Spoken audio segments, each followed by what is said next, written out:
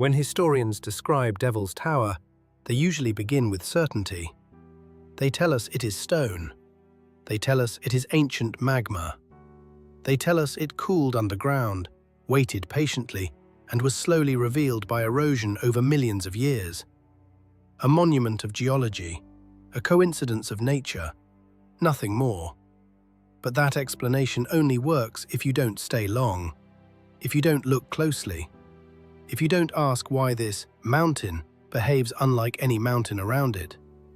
Because the moment you slow down, the story fractures. The first thing people notice isn't its height, it's the structure. Devil's Tower doesn't rise like a mountain, it rises like a column.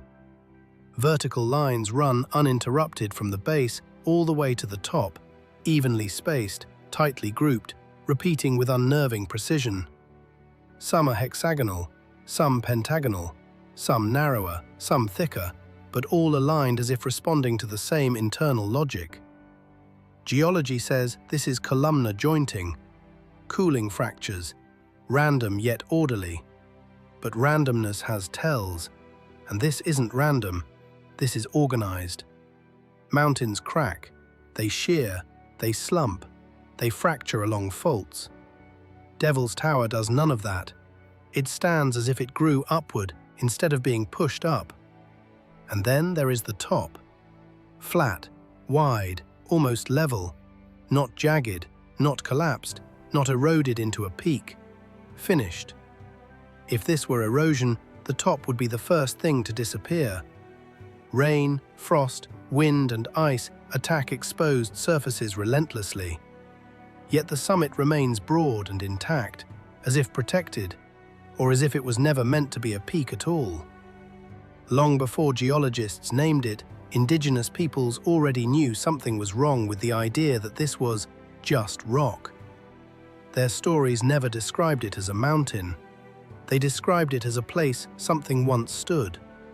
Some said it was a tree. Others said it was a ladder. Others said it was a pillar that connected worlds. Different tribes, different languages, same vertical memory. And almost all of them shared a second detail.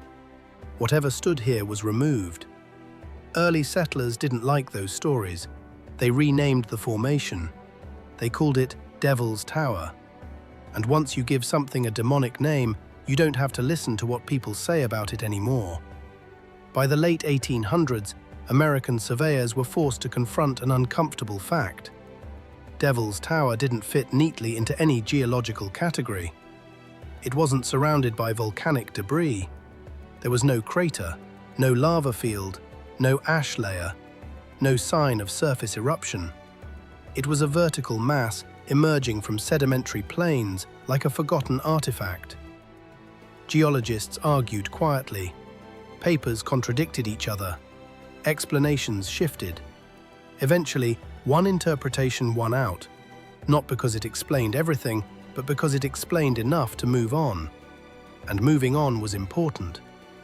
But there's something else that rarely gets mentioned. There were trees growing on top of Devil's Tower. Not just modern scraggly growth clinging to cracks, but early documented vegetation. Trees with established root systems spreading outward across the summit. Old photographs show this clearly. Written accounts mention it casually, as if it were unremarkable. But it should have been impossible. The summit isn't soil-rich. It isn't a normal growing environment. Yet those trees didn't just survive, they anchored. And when they died, something strange became visible.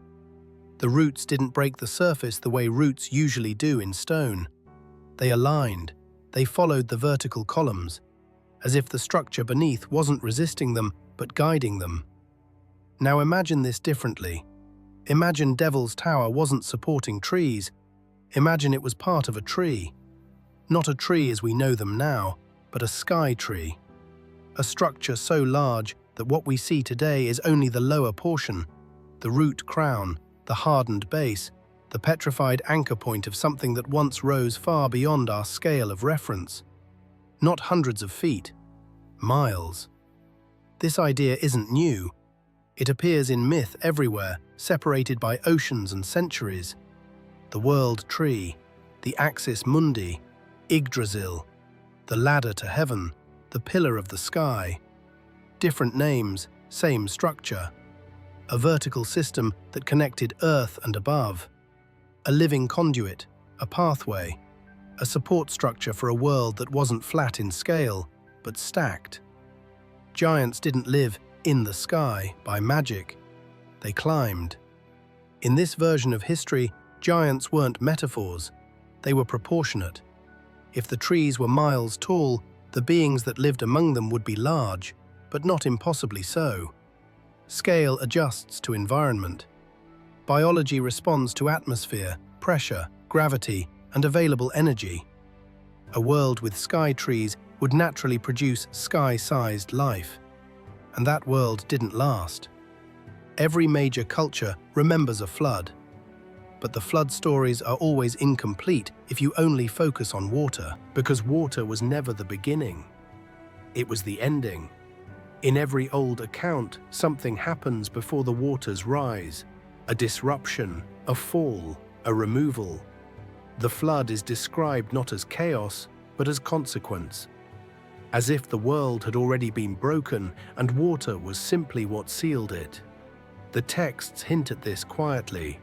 They talk about the sky changing, about the earth opening, about structures collapsing before the rain ever started. They describe a time when the balance of the world was altered, when what once stood upright could no longer remain. And always, always, there is something about height. In the oldest versions, the giants don't drown first.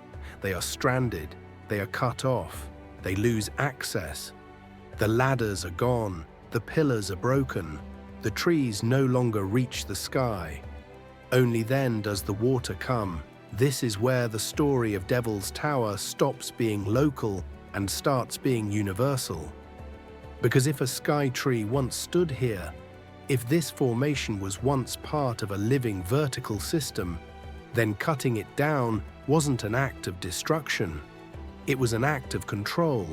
Remove the height, flatten the world, reduce the scale. A giant without a ladder is no longer a giant. Flood myths describe gods arguing, deciding, intervening. But beneath the symbolism is a consistent outcome. The old world is erased and a smaller one replaces it. Not just fewer beings, shorter ones. Not just fewer structures, lower ones. After the flood, humanity no longer builds upward toward the sky. It builds outward, horizontally. Cities spread instead of rising. Memory compresses, time shortens. And what remains of the vertical world becomes taboo, mythologized, demonized. Devil's Tower fits this pattern too perfectly to ignore. It isn't surrounded by ruins because ruins were never meant to survive the flood. They were buried, softened, dissolved. But a petrified root crown, dense, mineralized, fused to bedrock, would resist water in a way nothing else could. So it stayed, silent, unexplained. The water didn't carve Devil's Tower into shape. It revealed it. Everything around it was lowered, smoothed, washed away. The plains weren't shaped gently, they were reset. As if the land itself had been edited, stripped of vertical complexity, left easier to inhabit, easier to control.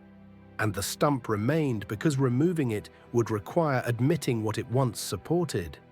This is why flood stories never end with rebuilding the old world. They always begin a new one. A world without giants, a world without sky trees, a world without ladders, a world where the tallest things left are mountains, and even those are explained away as accidents. Over time, the reason for the flood disappears. Only the water remains in memory. The cutting is forgotten. The giants become allegory. The trees become metaphor. But the land remembers.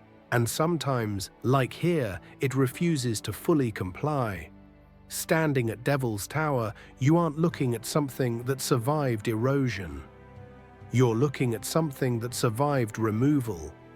A base without its column, a root without its trunk, a remnant of a world that once extended far above our current ceiling of belief. So when the flood waters rose, they didn't just drown a civilization. They buried a scale. They sealed a version of Earth where height mattered, where access mattered, where climbing meant power. And Devil's Tower stands where one of those access points used to be. Not as a monument, as evidence, because if the flood was meant to reset the world, then the real question isn't why the water came, it's why the world was so tall before it did.